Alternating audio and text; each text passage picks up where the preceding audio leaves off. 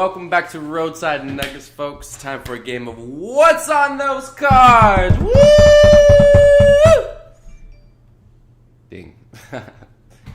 How's everybody doing out there? I felt to start up this stream. Actually, I do want to go back over one topic we went over yesterday on stream. There was a question about it, so I felt to clarify a little bit on that.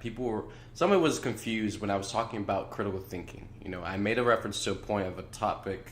It was a post I saw on Facebook, and that post was basically stating that conspiracy theorists were horrible at critical thinking. So my point to that was that with critical thinking, it's in a box, right? And so if you are not used to, or you have not already practiced, being outside of the box, what you want to call quote unquote thinking, or being more bigger picture, more in general base, instead of just what you are used to and familiar with.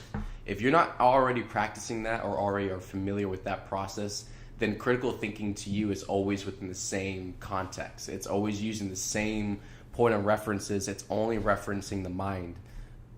So what I was stating was that conspiracy theorists, in order to be a conspiracy theorist, one, you have to be out of the box, right? Because obviously anything to be labeled a conspiracy theory, obviously it's something that the collective or society does not currently accept. It is something taboo. It is something that triggers, or the collective is defensive towards. It's not currently accepted within the status quo of what modern society accepts as reality. So to be a conspiracy theorist, you automatically, one, have to be outside that box anyway, right? To even allow yourself to entertain something beyond what the natural conformity accepts, right?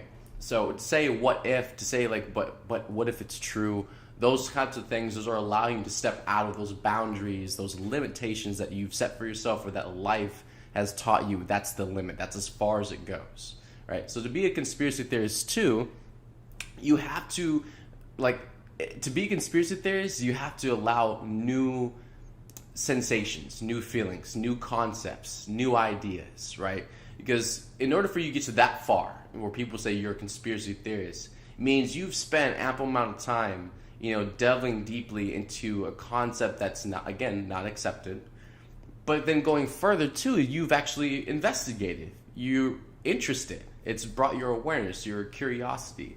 You've tracked some work under your belt for it. That's not something just to quickly bypass or slide to the side and say that that's just leisure time thinking. Just what you do in your free time with your thoughts. What actually are you doing, right? Are you actually possibly evolving? Are you possibly expanding beyond your boundaries that most people would like to stay within because their behavioral patterns and routines every day say that they can stay this way, right? So I was basically just cross-referencing that and just basically almost like a myth buster, busting that one open. That's a complete myth. It's a completely false projection to make that, to say that conspiracy theorists are horrible at critical thinking. And just to go further into that too, once you've mastered being able to be outside the box, once you've mastered being able to change your awareness, once you have one awareness or truth, that's fine, but can you let that go and expand to a higher idea, a higher truth? That's the real test. Not just to find something out or discover something or to learn something and then stay there for 50, 60 years and say, well, this is what I've learned. What have you learned beyond that? What have you mastered beyond that? What have you evolved or expanded beyond that in those 60 years? Not just look at me, look what I've stayed doing the same way, the same thing for 50, 60 years. You see, there's a big difference with that. Where people pride themselves so much on that, it's not even consistency, it's repetitiveness. Repetitiveness of dysfunction. Trying to do the same insane thing over and over again, trying to tell somebody else this is how you achieve it, yet you in your experience, you still haven't achieved it yet. So how are we guiding other people? This is the way to do it. This is how we, become the adult. This is how we get everything in life that we need, that we want, that we are wanting to succeed in, our achievements, all that. But yet the same people that are trying to teach this and guide people to do it, they haven't achieved it themselves. So it is an endless race, an endless journey that we're never going to find what we're seeking, because ultimately the truth at the end of the matter is everything's externalized. So if it's always outside yourself, you're never going to get it. It's like the carrot being dangled in front of you. Get it? So, just that, I was just really going deeper into that concept because, like, I definitely, in my experience in my years growing up and stuff too, I've come across a lot of spiritual light workers, people who are awake, people who do weigh the burdens of the world on their shoulders in a lot of ways. And of course, all of it's, through externalized, attachment, pain and suffering, savior programming, martyrism. However, the perspective, the thought process in these beings, is for the collective, to where, these people have had to, be out of the box, have had to, their life has enforced them, has pushed them into lanes of their experience that necessarily they've had to see life in a different way. They've had to view it, experience it, feel it, sense it in a different way than most people, because that's just what the requirements of their life was. It's very easy for people who, woke up early on, or who have been in this awakening game for so long, to where they fall to victim consciousness, fall to desperation, and fall to doubt, lack of faith, lack of trust in themselves, and they allow these bigger projections. There we go, we just cleared it. They allow these bigger projections to affect them emotionally, and then that ultimately sabotages their motivation, their passion, and their craft, their skill that they have worked on, they have mastered through the years, yet they hold so much of it in validation to the outside collective. If humanity doesn't accept this yet, if the world doesn't accept this yet, or put me on a pedestal, or if humanity doesn't come knocking on my door every single day, then they're not ready, they're not waking up, my life is pointless, people don't understand, people aren't awake. It's just like a drama thing that goes on and on and on. And I say this because do not dismiss, disvalue, and undermine your abilities, your beautiful gifts that Mom has given every single one of us. And God is the giver of dreams. Okay, so of course, everything that you are, everything that you can do, it is, if you could look at life like a ladder, you are somewhere within that ladder of life. And everything that you are, everything that you can do is destined to fulfill and bring you every single dream you've ever had, yet even more that God has dreamed with you. If that makes sense. If God's the giver of dreams, then of course it's not just your dreams that are coming true, it's the dreams of God, which God can indeed envision greater dreams than we can. If someone purely of pure unconditional love, ecstasy and bliss, purely divine, can dream a dream, and yet us human beings down here on this planet dream a dream, but yet all we have known is fear, pain and suffering and loss, then of course we can conclude at some point in the end, regardless of our pride, our resistance, our control, and our lack of surrender from our ego, that indeed God can dream a better dream than we can. And if she's going to give that dream to us, then of course, then she's going to nudge us along the way on a journey that's going to, by the time we reach that dream, we will be a vibrational match, a conscious match to that dream that we are, always constantly seeking, and even more. Because as you live on, you're going to keep dreaming. You're going to keep making wishes. And that's the beauty of life, is you never stop. You never stop expanding. You never stop growing and becoming more. And so, of course, like today, now at this point, you have dreamt and have made more wishes than you have, when you were little, And all the wishes and dreams and prayers that you made when you were a little child, a lot of them you're living out today. A lot of them you're experiencing. You just forgot that you made those dreams and prayers. God never forgets. She never, silences any voice, and she never, dismisses anyone. Everything is, of course, out of the highest. And God, of course, wants everything for you. She wants the greatest and the grandest, the best for all of our children. But if our children can't appreciate that, if our children can't see it, if they can't understand, then of course God just giving you everything under the sun is not going to really do you much good. We have to grow in maturity, grow in gratitude, appreciation, and being able to see these things and respect them and honor them for what they are. That way, by the time we reach the dream, it really, truly can be a dream that we can honor and respect, and we can live within and become more of ourself and love within that dream. But it does take practice. It does require discipline, because we are not just roaming rampant through, this experience. There are things that are set in place for us to rise higher, for us to learn, for us to expand and mature and become more of our natural essence out of love. Because everyone truly does have a natural essence based out of love.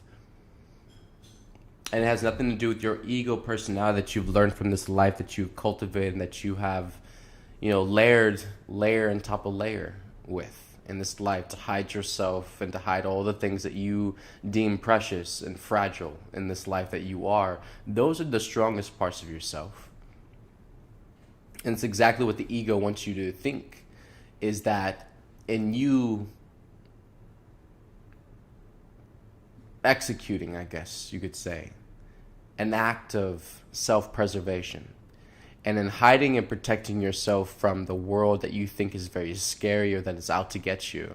But at the same time, you break inside. You hurt inside. Because the same things that come up to the surface when you're at home alone behind closed doors and nobody's there to see you or to hear you, the person that you are, the person that comes out in those moments, that's really truly who you are.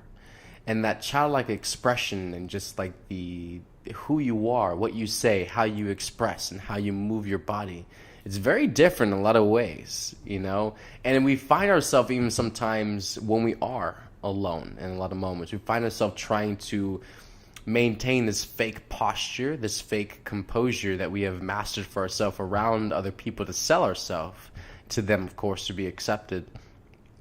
I know there's been many moments back at home when you're alone in your own space, when you realize that your body is still trying to put on this act, still trying to put on this show, and it's like kind of like this weird feeling. You try to shake it off. It's like, why am I doing that? I'm at home. I don't need to do that. I'm not around people. I'm not at work. I'm not at work. But for you to even have that thought, for you to have that conscious idea that you're putting on a show, that you're putting on an act, that you're performing, that you're doing this for other people, and that they're not there right now, so why should you do that? Why should you do that at all? Right? We get to this point where it's like when did we get into justification with ourselves where we decided this was permissible, this was acceptable, for us to act this way, behave this way around other people, yet when we're by ourselves and there's no one to put the show on for, there's no one to sell the act to, it's like, why do we not feel to do it anymore, right? What was the point of even doing it in the first place the moment we stepped out our door, when we met our neighbor, when we went to work, when we met the person at the cash register, when we went through our whole shift, all the people we interacted with, the people we worked with? That person that you are putting on, that person you put on every single day, that's not you. And it's exhausting. It is tiring to keep putting on and pretending what you are not.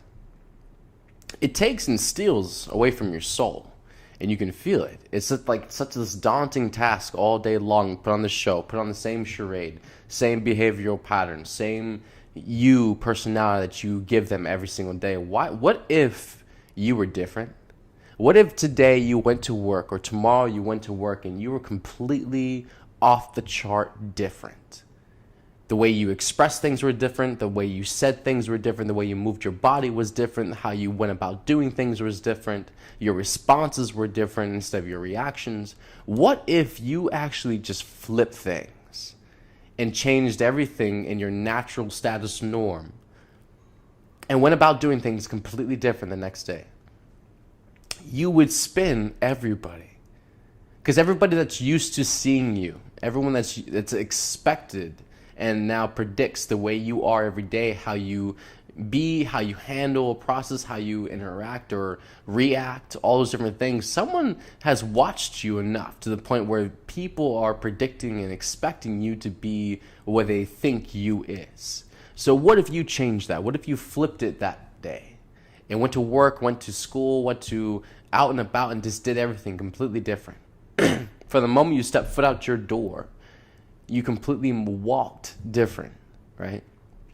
That would set a chain reaction off like you would not believe, because it's going to draw automatically, it's going to draw attention.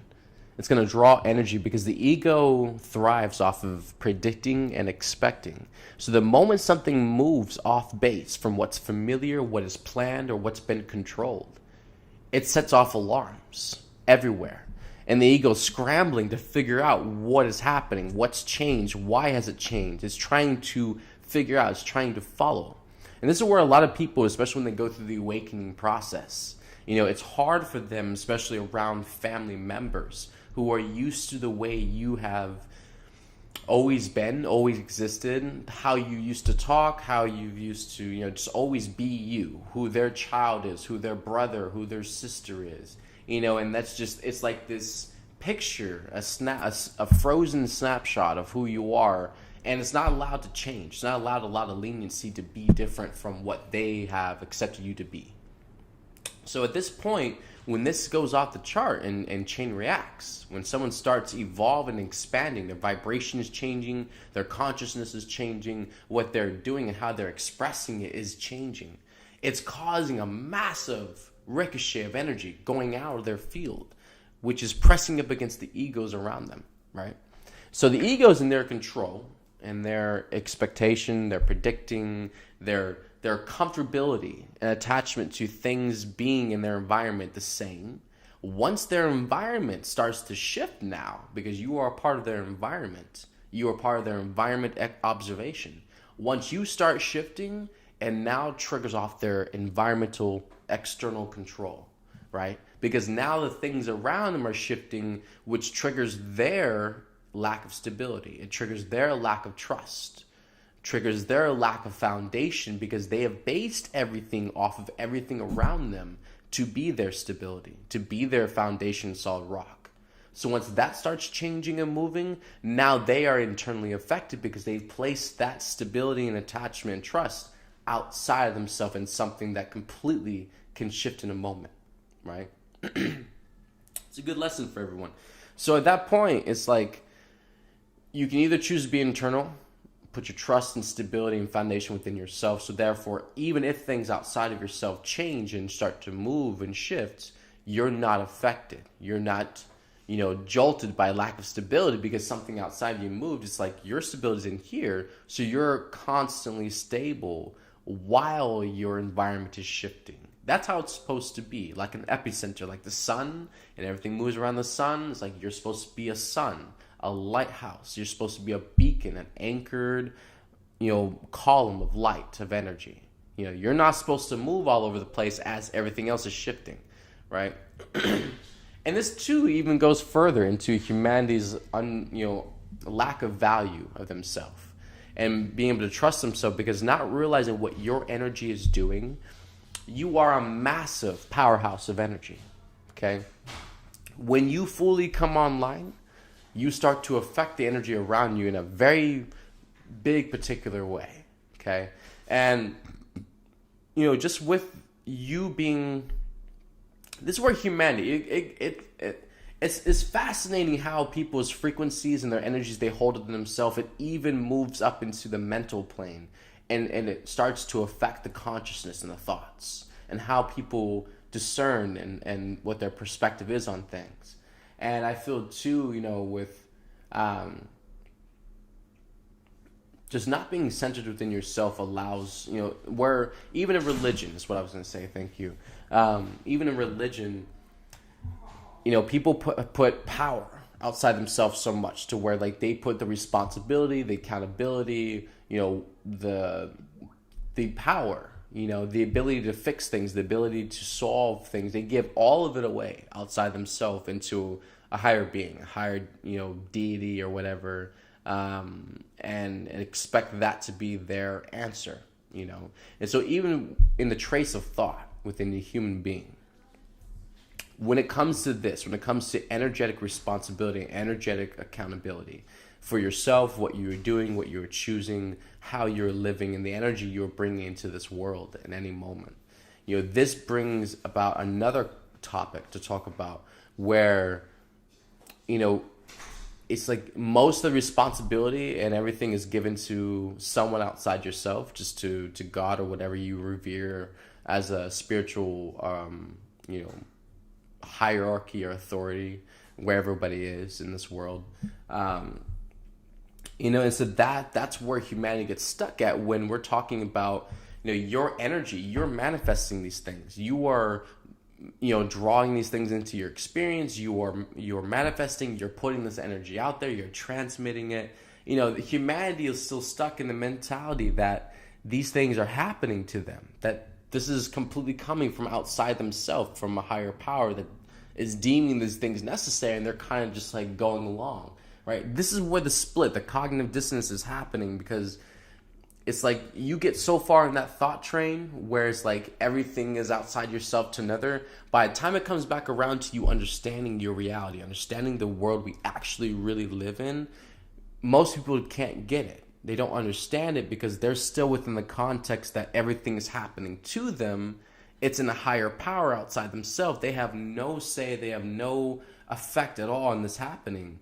So when you're telling them about them manifesting and them being accountable, they're the ones co-creating with God. It's like for them, it's completely one-sided. It's just God. They don't see themselves in the same picture. They don't see themselves in the same fashion as working with God, creating the experience. They just see God. They just see something, some outside force happening to them. And so it does not allow them to intellectualize what we are talking about when we're saying you are manifesting this experience. You are co-creating with God. Your thoughts, your actions, your energy, your everything that you are is drawing this experience into you.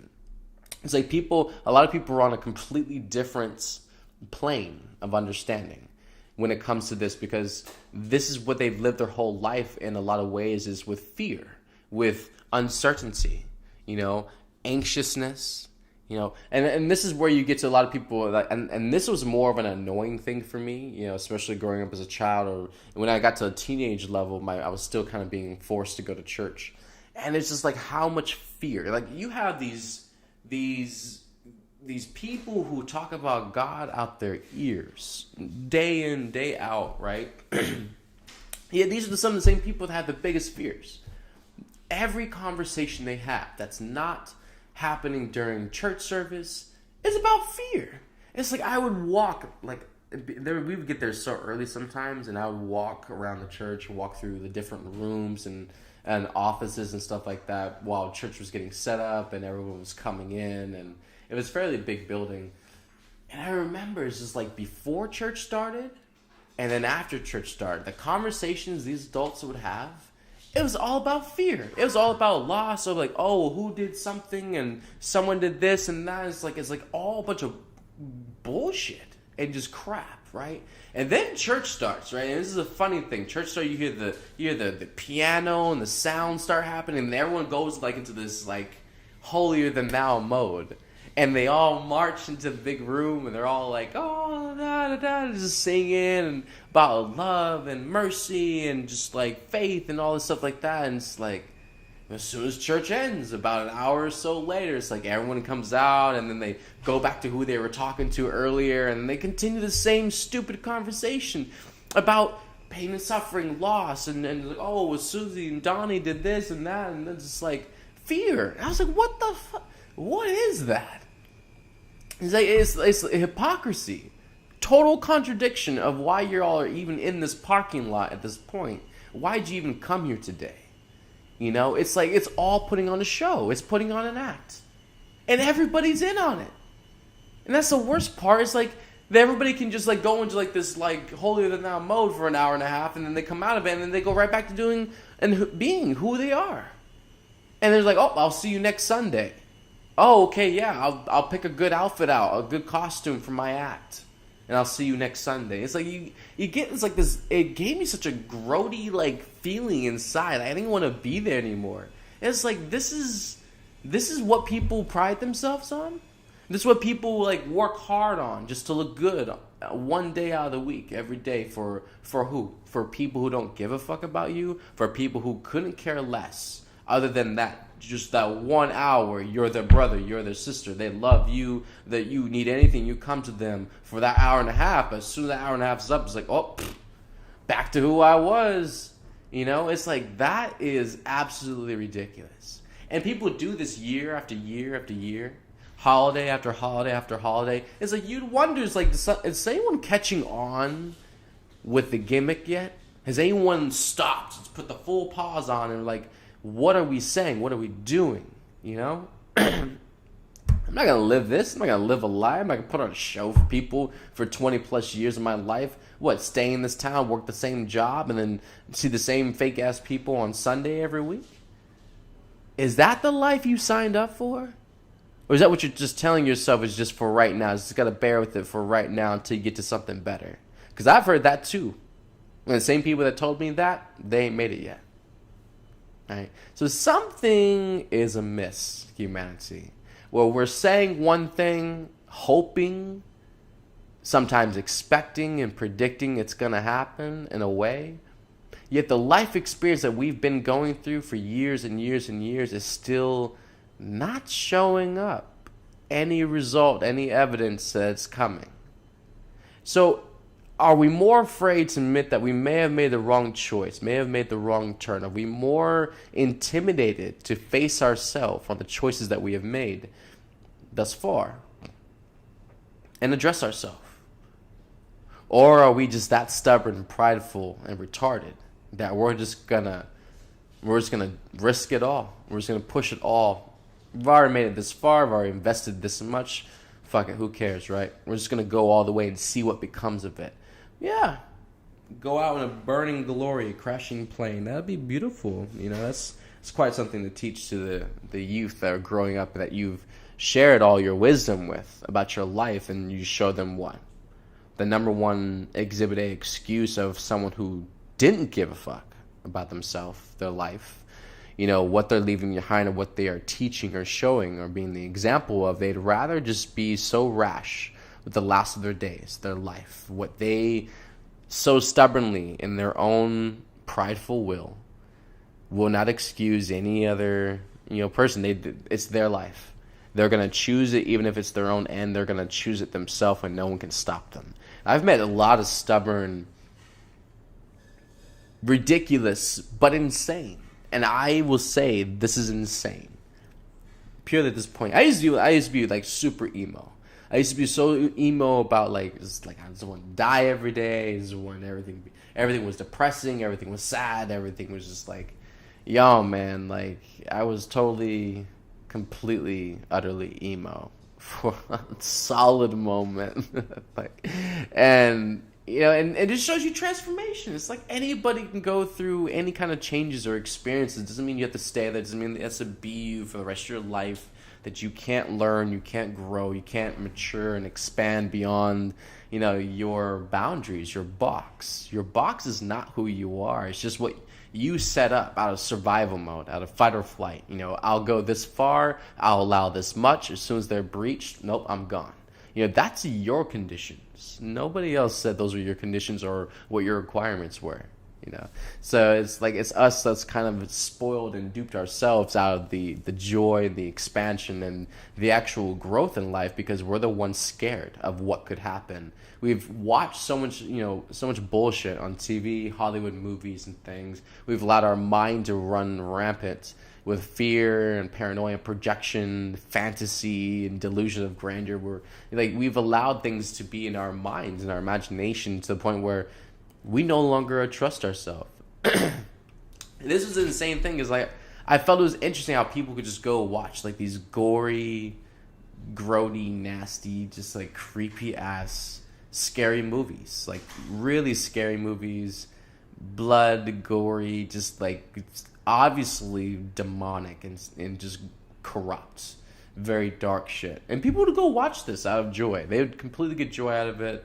excitement. And I like one of my friends, she wanted me to go watch this with her, and that's like I think I had that conversation with her. I was like, what are you doing?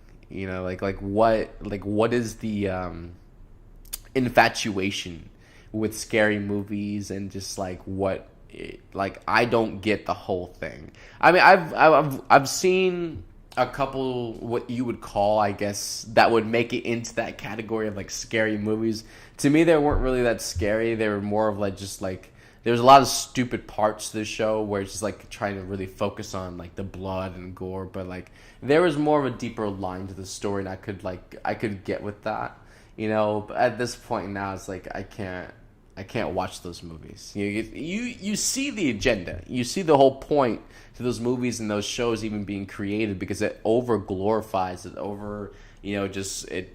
it exonerates just like completely just the whole death thing, the gore, the afterlife, the whole demonic, satanic demonic rituals and spirits, and it gets the whole thing going, right?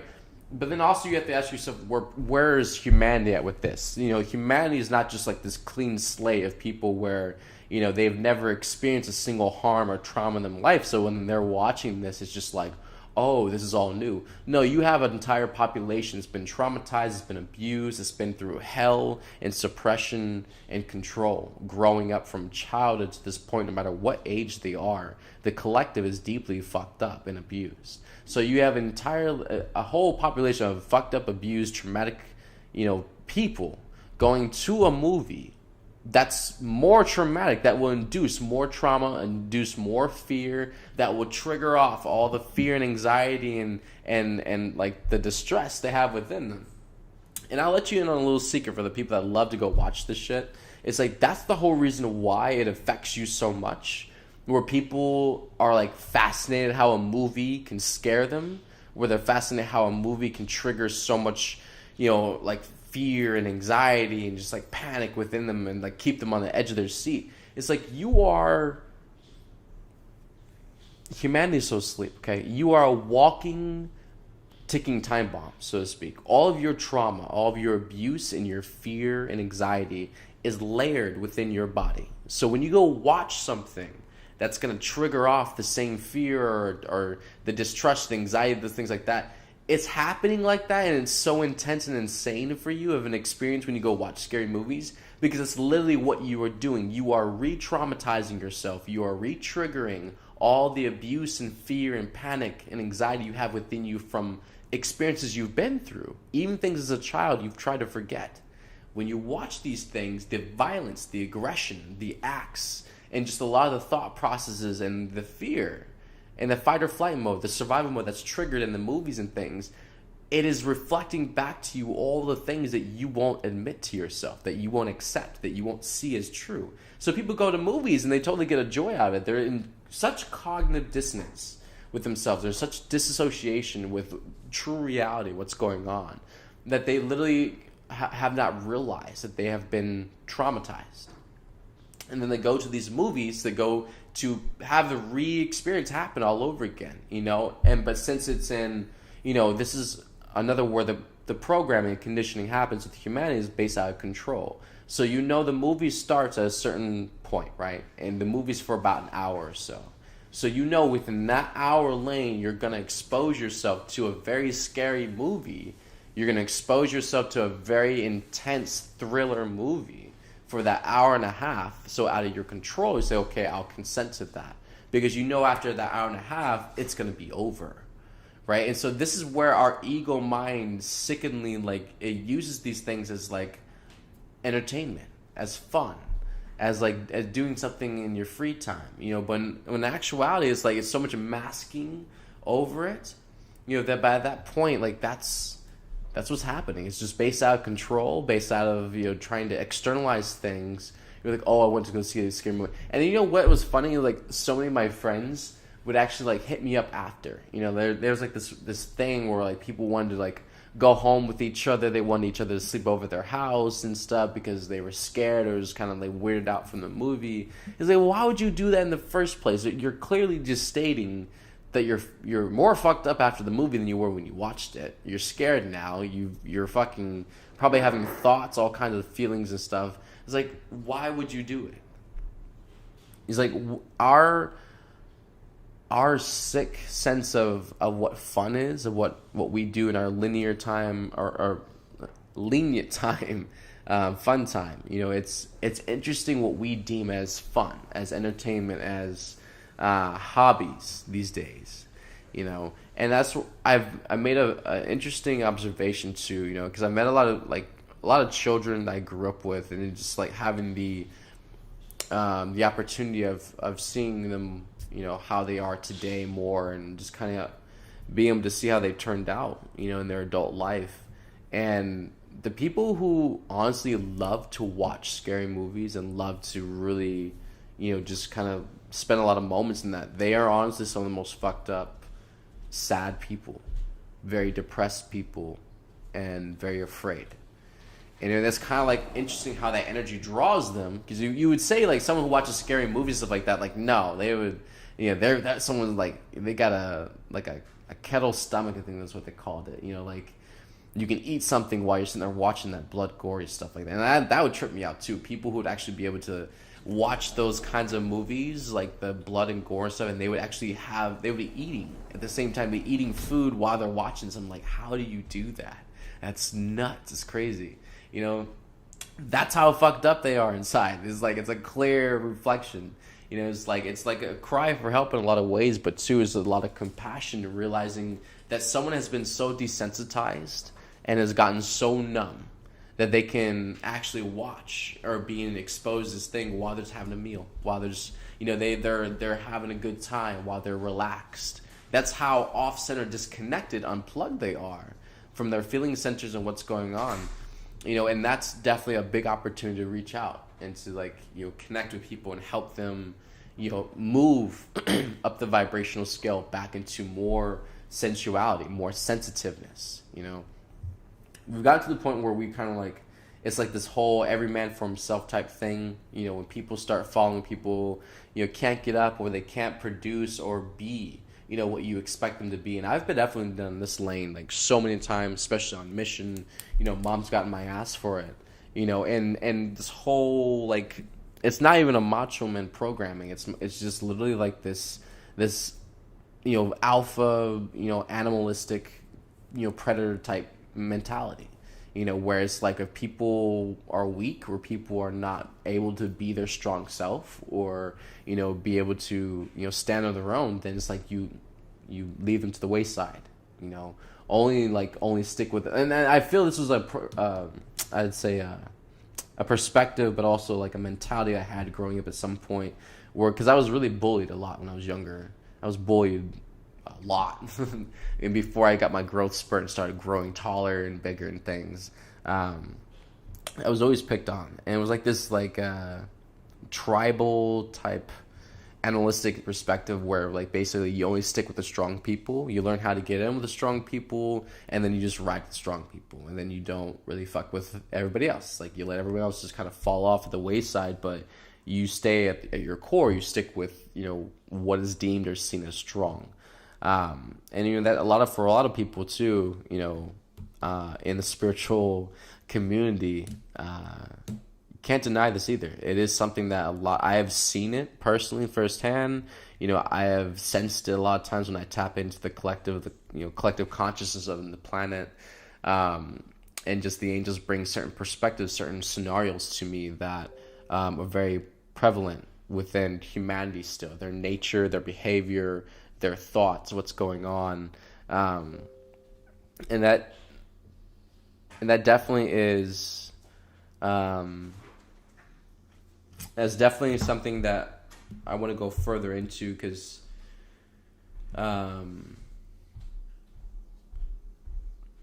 if we just let things go, if we just angels.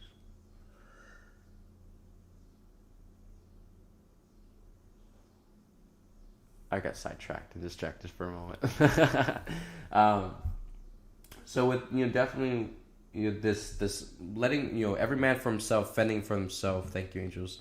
And just leaving people the wayside. I've experienced this and seen it a lot within spiritual community, and also people who have done a lot of years or a lot of work on themselves or have built a business for themselves. It's like this prideful like snobbiness that comes out where you just feel like you're too good, or you can't help out certain people anymore. You can't be around certain people. It's like you start creating your own hierarchy. You start creating your own belief systems about your behavior, who you are, how you're supposed to be, and this creates a lot of separation, a lot of boundaries, walls, that they think they're actually, doing something for the collective or for themselves. They're actually just like walling themselves off more from energy. We're all one, period. So the collective consciousness comes through everyone, but if you're spending all your time focused on trying to wall people off, trying to get away from people, then you're actually cutting yourself off from collective consciousness, cutting yourself off from collective unity, collective energy. It's like you get it, like you start unplugging yourself from people and everything like that because you think people are your problem. It's like you're actually draining yourself and making yourself more isolated, and then all you have is the same problems because they're your problems. They're not other people. Because it's reflecting through other people doesn't make other people the problem. I'll say that again. Just because the energies that are in you, just because the energies you are embodying, the energies you have not transformed, just because they are reflecting through other people around you doesn't make other people around you the problem. And it's where a lot of people in projection and blame go into, where they try to just cut other people off or try to move away or try to stay away from, different people because they think those people are the problem, when really they're a blessing. They're a heaven-sent blessing because those people are directly triggering or mirroring, reflecting something back to you. It's triggering off something within you, and you don't want to accept it. You don't want to deal with it. You don't want to heal it or transform it. So therefore, you push the person away. You identify the issue of the energy with the person, and you separate. You push them away, right? And this is why Mom was like so adamant about, like, again, one is like it's all energy. It's nothing personal. It's not who they are. It's not who you are. It's just energy, and it's just coming through you, and you can either choose to embody it or transform it. Be consciously aware, observant, and just transform it or embody it, and if you need an experience, right? But it doesn't mean that's who you are. That's just in a moment, a flash.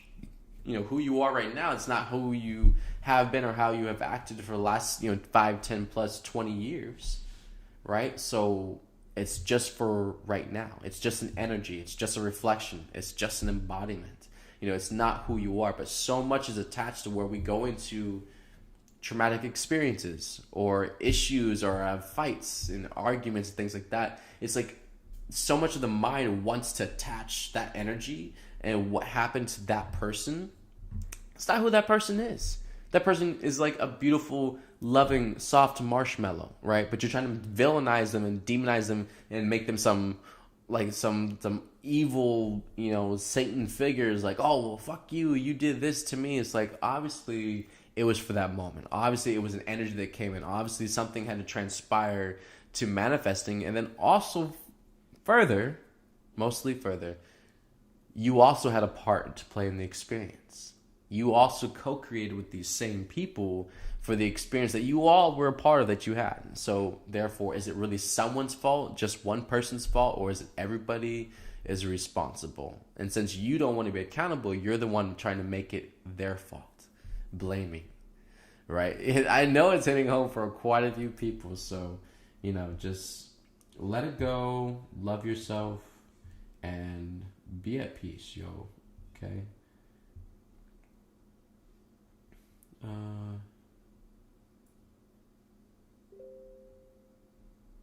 got the video.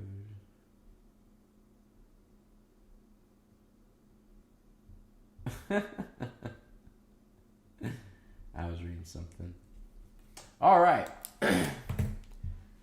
I'm gonna go look at comments, and then we're gonna get cards out because it is definitely what's on those cards. And we'll talk about a little bit about what we get. Just wanted to bring in those topics and talk about them. Hey everybody, Igor, Dominic, Krista, Rachel, Bev. And I feel that's everybody I see so far. Love you all.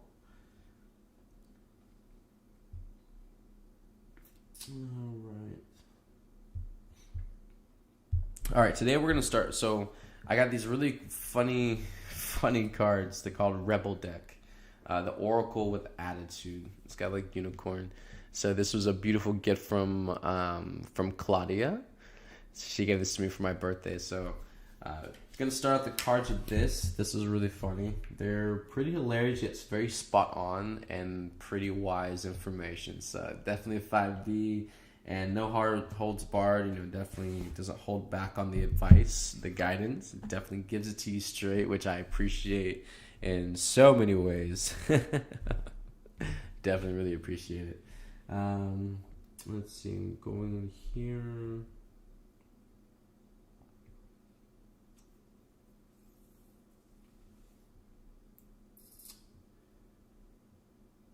It's on the main page. Okay. I was reading the comments on Telegram. Alright, cool. Let's get started. So we got that. Take that one out. Alright. Shuffle this up. What cards do we have for the collective today? Alright, let's see.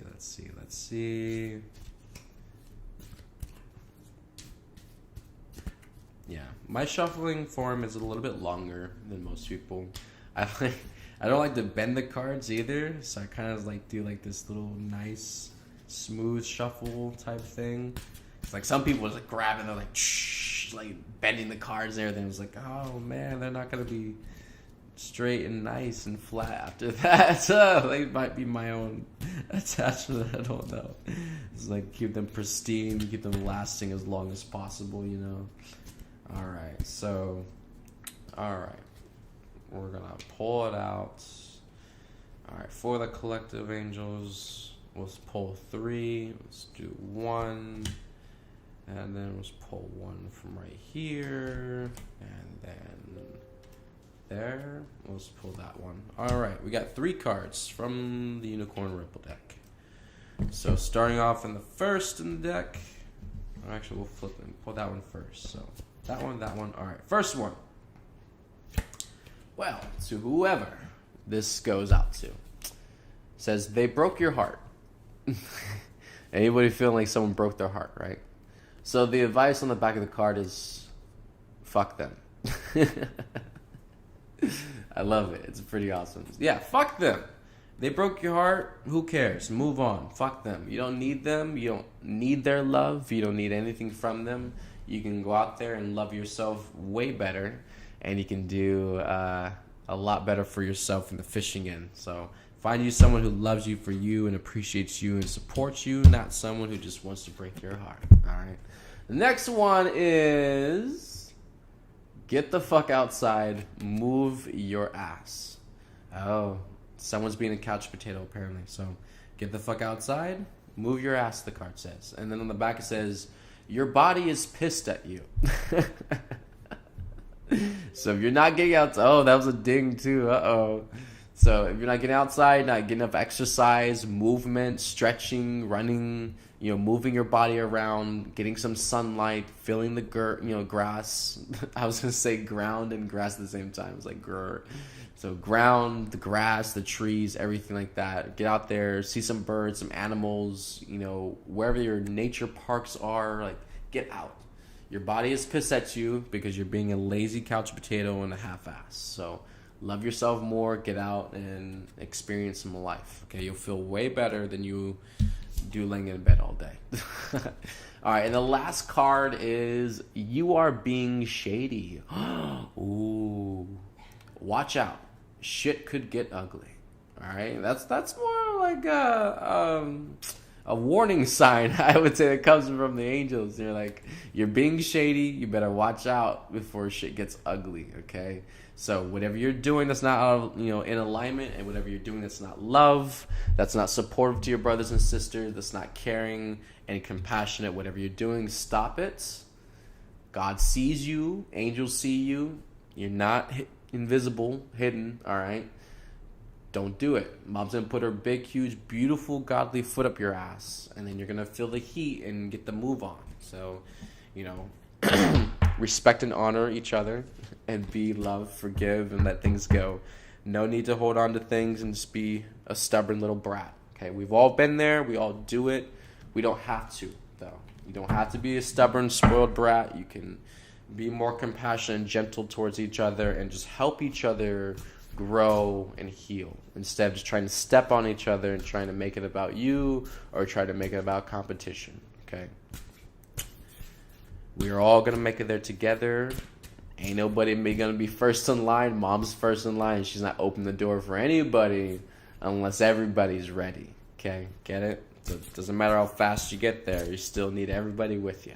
So you might as well slow your roll and start extending your hand outward and helping people along the way, because we'll get there faster doing it that way, okay? Not your own show. All right. Oh, that one fell out. That's one card for everybody, whatever that one is. All right, let's do 2 more cards. We already got one that fell out. So, all right. Oh, this one. You just ignore that one.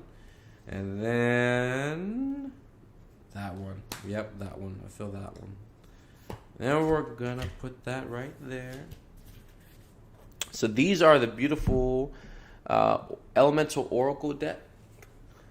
Has a really cool bag. It's pretty. So these are the Discipline deck. Oracle Discipline deck. All kinds of things to help you out. So, as we just stated a moment ago, the first one we drew is bare feet on the ground. All right. It says putting your bare feet on the ground connects you with Mother Earth, and it is like taking handfuls of antioxidants through your feet. It alkalizes your body, reduces inflammation. 10 minutes a day will make such a difference to your energy, stress levels, sleep, and health. All right. I'm telling you people, seriously, okay, for a lot of you who are used to going, just doing pharmaceuticals and things, taking over-the-counter stuff just to ease yourself, your backaches, your tension in your body, swelling, inflammation, water retention, all kinds of different things. Your body is full. Your body needs to release energy. And it has a lot more than doing just walking out on your sidewalk, getting in your car, going to work. Just because you've gone places for the day doesn't mean you've been outside. Okay, let's crack this whole delusion open and just be very real and transparent with yourself. Just because you go places, just because you get in the car, just because you go to the grocery store, you go to work, you go to school, does not mean you have been outside. Okay, if you are not intentionally having a part of your day, or it should be multiple parts of your day where you are going to a tree, you're going onto earth, soil, grass, getting sunlight. If you're just like in and out of the car, in and out of buildings, stuff like that, that's not technically being outside. It's not technically like grounding and stuff, just because you're out of the house, you're out of the bed, so like that's a whole delusion in itself, right? But it allows so much of you just to get full. And this is where a lot of you, when you go to school, you go to work, and you come home, you're so full, you're so exhausted, you're a drained battery, you feel so congested, you can't even think about anything at that point. You just got to go to bed, you got to shut off. This is where a lot of people, they have to have TV and things on in their room, and they have to have background noise. You want to know why you have to have background noise? Because that's how much stuff is going on, how many thoughts, how many emotions, everything are flying around in their body, and they need the distraction. They need external stimulation to keep their focus going on outside themselves. So they'll play music, they'll play TV or something playing in the background. It's not even a show they're watching. They'll just turn something on, and that's what they are using as an escapism, so they can go about in this just like dismissive behavior, trying to make it to bedtime, trying to make it to that hour where they know they're going to go to bed, and then kaput, unplugged completely. And then you get up and do it every day. It's like, that's exhausting. That's crazy to go through that kind of experience every single day. But that's what, people do, in their attempts to hide from themselves, to run from themselves. But you will feel so much better. You'll feel so much lighter, relieved, if you just get yourself outside, put your bare feet on the ground, Pick a tree, feel the grass, get the sun, feel the air. Even at nighttime, it's beautiful. When was the last time you went outside at nighttime where there's stars across the sky? You can see the beautiful bright moon, and you can actually just sit there and just chill for a moment. Like I remember, like I've done it forever. It wasn't something I ever grew out of. It's like it's always such a joy just to be outside at nighttime. Fuck the bugs. Fuck like anything that you're like scared of, that you're worried about happening.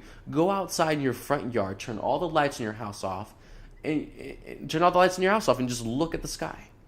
Stare up and look at how bright the stars are. Can you make out any constellations like you used to when you were a child? Can you see any? Can you pinpoint any and write draw them out in the sky? Can you those things?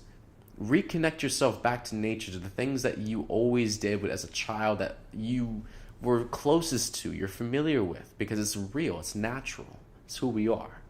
So yeah, not gonna go too far into that one, but get outside and ground, okay?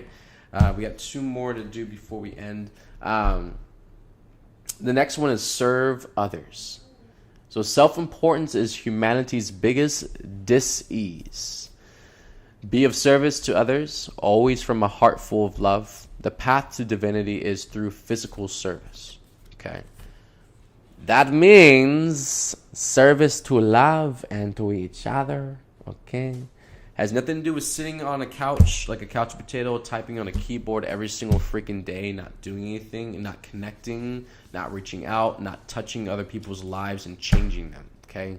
Service to others has a lot more than just you in your life, what you get out of it, where you're going to be at in 10 years, who's going to love you, who's going to, it's so much bigger. We are here for so much beyond ourselves. And the only reason why we have gotten so wrapped into ourselves and our life is too full of ourselves to include anybody or worry about anybody else is because of, again, that self-importance. And a lot of it came out of the boredom. A lot of it came out of not knowing what to do. A lot of it came out of just your hatred and bitterness towards other people. So you just filled your life with, me, all day long, right? Because you didn't care, or you're mad at the world and some other stupid excuse, right? It's time to stop being a spoiled brat. Let's get out of it. Let's love each other. Service to others, that is the only way. Okay? If you think you're going to send off this planet, you're going to make it to 5D by not giving a fuck about anybody else on this planet or not caring about where anyone else is, no compassion, no, honor or support. Those are not the beings God is letting into 5D, okay? 5D is for everyone. And so if you're not doing this for everyone, you're doing it for yourself, back in the line, buddy, all right? So let's reflect, let's adjust ourselves. Where's our intention at? What's our purpose, our perspective? And align with that. It's for the greater whole. It's for everyone. When Mom, every single day that God herself made a prayer, every single morning she woke up, she prayed, she meditated, it was for the planet. It was for all of creation. It was for all of humanity. It wasn't just for herself. It wasn't for her to get herself out of here. It wasn't for her to ascend. It wasn't for her to not be in pain. Mom prayed and meditated every morning for the collective, for every single person on this planet that has to make it, and everything that they had to go through and experience so they can make it. It's a lot. And God prayed for every single one of us. So that has to be more of your perspective. Are you really in this just for yourself? Or are you in this for everybody? Are you really holding space for everybody to arrive in 5D together? Or are you trying to shortcome people, trying to push people out? Push people off the plank because you want more room for yourself, or you're more worried about you making it first than anybody else. It's like, where are you in this experience and journey, right? Big questions to ask ourselves. And the last one is be creative. So creation never stops creating. Tap into the divine stream of limitless potential by painting, drawing, coloring, or making something with your hands. Just let the creativity flow from within. Excelente. Especially for a lot of you who don't regularly create, don't regularly allow yourself that outlet on a daily basis. Do something. Whether it could be creating something with your hands, it could be expression. Singing, dancing, moving your body. It could be anything. But creativity has a lot to do from the abstract part of your brain and you being able to produce something through yourself. It's art, it's love, it's beauty, it's melody. Getting yourself into this space of constant expression through colors and through yourself, and through the sounds and visuals. Everything matters, and how you uniquely put it together, how you uniquely express and show it and share with others, that's art. That's creativity, no matter what it is. And so putting more value and respect and honor into yourself, what you are capable of doing. You're not this 3D and robot that just like, you haven't done these things in so long you can't do them anymore. No, you're perfectly capable of doing so much. So getting yourself out there, trying new things, going to new places, being creative. I used to live in Texas for so many years, and there was so many places you could drive by, like glass blowing, painting, archery, camping, all kinds of different things that people would do as a skilled trade. And you could just easily go to any of these places, learn how to do them for a day, just have fun and try a new experience you've never done before. There's lots of arts and craft sheds and barns and stuff. And again, these are all from Texas. I don't know what the other states have. But definitely a lot of opportunities out there where you just have to Google it or look it up online and just make the choice to go somewhere and have a new experience you've never had before. And just how you will feel, how you will go about that experience is going to be so uniquely different to you, because it's not practice. It's not something that's in the norm for you. And those are the most important moments of your life where you can experience yourself in something new, and how you are behaving, how you feel, what's your experience like, very, very important moments, because we've gotten so used to what's the same and what's redundant every single day that the moment we have a new experience, we start seeing parts of ourselves we've never seen before. We start seeing parts of ourselves that have changed, that have grown. And that shows us in a lot of ways that life is changing. We are moving through this life, and that's where we need to stay in more often. And those places of perspective, awareness, observation of ourselves. We need to be in those places more often, where we are constantly in the new, and so we are constantly seeing ourselves for the first time in a new way to allow us to grow in that newer way. All right. I love you all. Take care of yourselves. Have a beautiful, great night. It was awesome being here with you all and all you supporting the streams and stuff. We do have a podcasting going out daily now, every single day. It's on Anchor. We post it on the Facebook website, but also it's on Anchor and also on Spotify too. You just go to Spotify, look up 5D Full Disclosure, and then you will see the podcast on there. There's going to be podcasts updated every single day now for all of you. And we will get this out to other platforms too. But also for Telegram folks, I feel I'm going to do the podcast tomorrow for Silver Lining. And so when we do that tomorrow, I feel I am going to start doing live on Telegram at the same time we do the podcast recording. So that'll be fun. Probably open doors for question and answers and different things like that. All right. I love you all. Take care of yourselves. Have a beautiful night. I will see you tomorrow morning at 6 a.m. Mountain Time and 8 a.m. Eastern Time. We'll be with Buddha and Jeri. And I will see you all tomorrow evening. All right. Good night. Sleep tight. Don't let the bed bugs bite. Drink water ceremonies and ground it, people. Take care of yourselves.